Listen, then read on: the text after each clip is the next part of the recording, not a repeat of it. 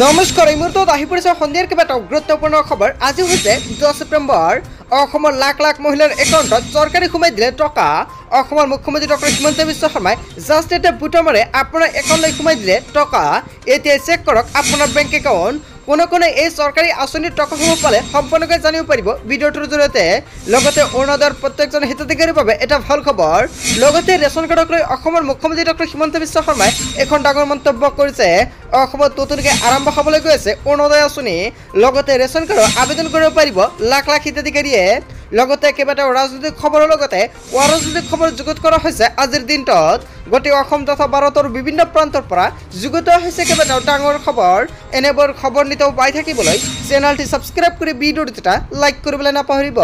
আজিৰ আমাৰ প্ৰথম খুবেই গুৰুত্বপূৰ্ণ খবৰ হৈছে অসমবাসীৰ বাবে এটা ডাঙৰ খবৰ। অফিকাৰ মাত্ৰ কেইটামান মুহূৰ্তৰ আগতে আজি লাখ লাখ লোকৰ একাউণ্টত চৰকাৰে সোমাই দিলে চৰকাৰী আঁচনিৰ টকা। মাত্ৰ কেইটামান মুহূৰ্তে আপোনাৰ একাউণ্টলৈ চৰকাৰে সোমাই দিছে টকা। এতিয়া চেক কৰক আপোনাৰ বেংক একাউণ্ট। আপুনি টকাটো লাভ কৰিলে নে নাই? যদি আপোনাৰ একাউণ্টত টকাটো সোমোৱা নাই আপুনি কি কৰিব? আজি পুৱাই লাখ লাখ লোকৰ একাউণ্টত সোমাই গ'ল চৰকাৰী আঁচনিৰ টকা। অৰুণোদয় আঁচনিৰ প্ৰত্যেকজন হিতাধিকাৰীৰ বাবে এটা ভাল খবৰ। লগতে কোনে কোনে লাভ কৰিলে এই ধনৰাশি। অৰুণোদয় আঁচনিৰ লাখ লাখ হিতাধিকাৰীৰ একাউণ্টত জমা হ'ল 1250 টকাকৈ। বৃদ্ধ পেঞ্চন আঁচনিৰ ধন সোমাল আপোনাৰ একাউণ্টত। বিধৱা পেঞ্চন আঁচনিৰ ধন সোমাই গ'ল আপোনাৰ বেংক একাউণ্টত। প্ৰতি মাহৰ 10 তাৰিখে হিতাধিকাৰীৰ একাউণ্টত ধন সোমোৱাটো নিশ্চিত কৰিছে চৰকাৰে। মাজত মাত্ৰ কেইটামান ঘণ্টাৰ আগতে আপোনাৰ একাউণ্টলৈ চৰকাৰে সোমাই দিছে টকা। 10 বজাৰ পিছত 4 বজাৰ আগতে আপোনাৰ একাউণ্টলৈ চৰকাৰে প্ৰেৰণ কৰিছে এই টকাসমূহ। এতিয়াই চেক কৰক আপোনাৰ বেংক একাউণ্ট। যদি আপোনাৰ অৰুণোদয় বা অৰুণোদয় 2.0 আঁচনিত নামটো অন্তৰ্ভুক্ত হৈ আছিলে তেনে ক্ষেত্ৰত 1250 টকাকৈ সোমাই গৈছে আপোনাৰ একাউণ্টত। আৰু যদি আপুনি টকাটো পোৱা নাই আগতে পাইছিলে নিশ্চয় কমেণ্ট কৰি জনাব কি কৰিব লাগিব, সম্পূৰ্ণকৈ জনাই দিম আন এটা ভিডিঅ'ত। তাৰপিছত অসমবাসী ৰাইজক জনাইছোঁ আমাৰ পৰৱৰ্তী খুবেই গুৰুত্বপূৰ্ণ খবৰ। লগতে ডাঙৰ খবৰ, ৰেচন কাৰ্ড নাই নেকি আপোনাৰ? সাজু কৰক এইকেইটা নথি পত্ৰ। 15 ছেপ্টেম্বৰৰ পৰা 20 লাখ লোকক দিয়া হ'ব ৰেচন কাৰ্ড। ৰেচন কাৰ্ডক লৈ অসমৰ মুখ্যমন্ত্ৰী ডক্টৰ হিমন্ত বিশ্ব শৰ্মাই আজিৰ দিনটোত এটা ডাঙৰ মন্তব্য কৰিছে। ৰেচন কাৰ্ড লাভ নকৰা লাখ লাখ লোকৰ বাবে এটা ভাল খবৰ। সকলো দৰিদ্ৰ পৰিয়ালে লাভ কৰিব ৰেচন কাৰ্ডৰ সুবিধা। নতুনকৈ 20 লাখ পৰিয়ালক দিয়া হ'ব নতুন ৰেচন কাৰ্ড। 15 ছেপ্টেম্বৰৰ পৰা আৰম্ভ হ'ব আবেদন প্ৰক্ৰিয়া। জিলা ভিত্তিত সম্পূৰ্ণকৈ চৰকাৰে বিতৰণ কৰিব এইসমূহ ৰেচন কাৰ্ড। জিলা ভিত্তিত বিতৰণ কৰা হ'ব এইসমূহ ৰেচন কাৰ্ড। ৰেচন কাৰ্ডৰ আবেদন কৰিবৰ বাবে বাধ্যতামূলক হ'ব আপোনাৰ আধাৰ কাৰ্ড। আবেদনৰ সময়ত সংলগ্ন কৰিব লাগিব আধাৰ কাৰ্ড। প্ৰপত্ৰ পূৰণৰ সময়ত আধাৰ কাৰ্ড, ভোটাৰ কাৰ্ড আদি গাঁঠি দিব লাগিব। সকলো নথি পত্ৰ জমা কৰি আবেদন কৰাৰ পিছতেই আপুনি লাভ কৰিব ৰেচন কাৰ্ড। ৰেচন কাৰ্ডৰ লাখ লাখ লোকৰ বাবে এটা ভাল খবৰ। লগতে যিসকল ব্যক্তিয়ে ৰেচন কাৰ্ডটো আবেদন কৰিছে সেইসকল ব্যক্তিয়ে কেতিয়া লাভ কৰিব ৰেচন কাৰ্ড, আৰু যিসকল ব্যক্তিয়ে এতিয়ালৈকে ৰেচন কাৰ্ড আবেদন কৰা নাই অতি শীঘ্ৰে আপুনি আবেদন কৰিব পাৰিব, কিয়নো 15 ছেপ্টেম্বৰৰ পৰা নতুনকৈ চৰকাৰে প্ৰদান কৰিব ৰেচন কাৰ্ডৰ সুবিধা। তাৰপিছত অসমবাসী ৰাইজক জনাইছোঁ আমাৰ পৰৱৰ্তী খুবেই গুৰুত্বপূৰ্ণ খবৰ। লগতে ডাঙৰ খবৰ, 37 লাখ মহিলালৈ লাভ কৰিব 1250 টকাকৈ। অসমৰ মুখ্যমন্ত্ৰী ডক্টৰ হিমন্ত বিশ্ব শৰ্মাৰ এখন ডাঙৰ মন্তব্য। আহি আছে নতুনকৈ অৰুণোদয় 3.0।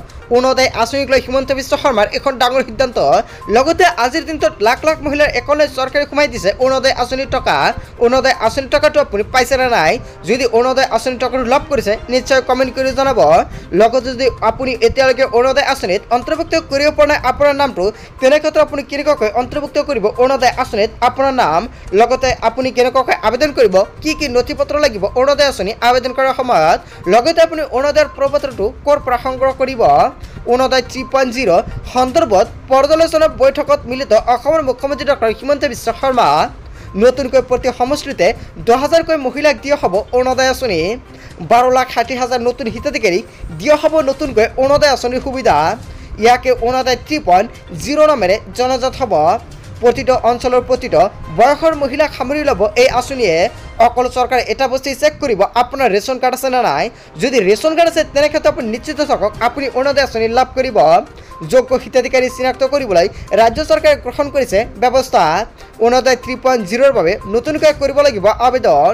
অৰুণোদয় 3.0ৰ আবেদন প্ৰক্ৰিয়া 15 ছেপ্টেম্বৰৰ পৰা আৰম্ভ হ'ব। 1 ফেব্ৰুৱাৰীৰ পৰা লাভ কৰিব অৰুণোদয় 3.0ৰ আঁচনিৰ টকাসমূহ।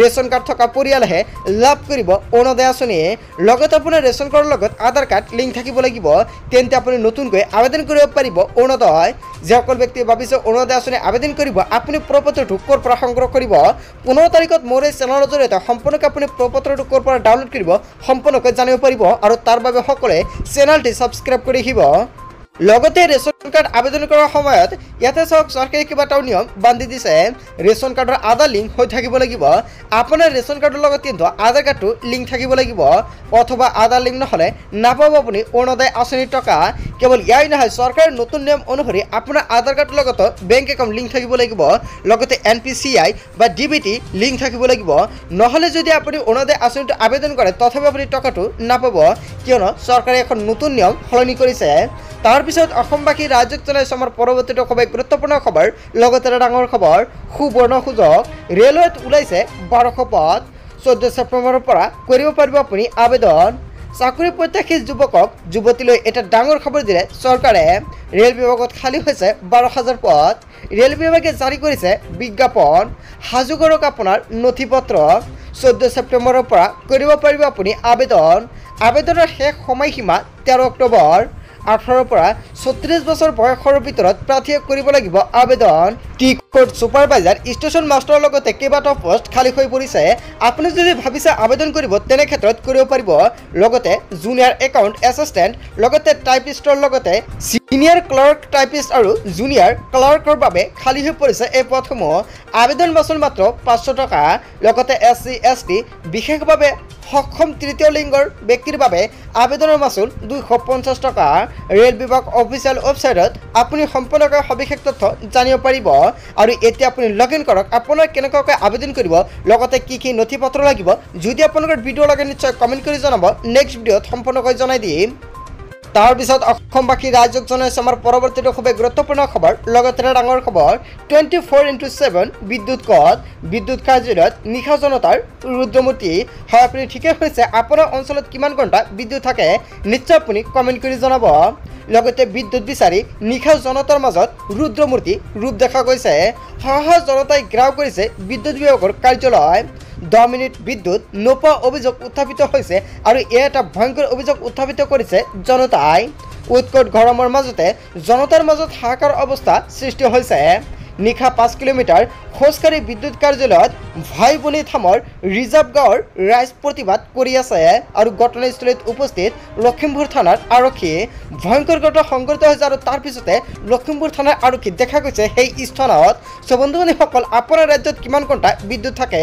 বা আপোনাৰ ৰাজ্যত গৰম কিমানকে আপোনালোকে নিশ্চয় কমেন্ট কৰি জনাব বন্ধুসকল গোটেই অসম তথা ভাৰতৰ বিভিন্ন প্ৰান্তৰ পৰা যুগত হৈছে কেইবাটাও ডাঙৰ খবৰ এনেবোৰ খবৰ নিতৌ পাই থাকিবলৈ চেনেলটি ছাবস্ক্ৰাইব কৰি ভিডিঅ'টো এটা লাইক কৰিবলৈ নাপাহৰিব so thank you for watching full video'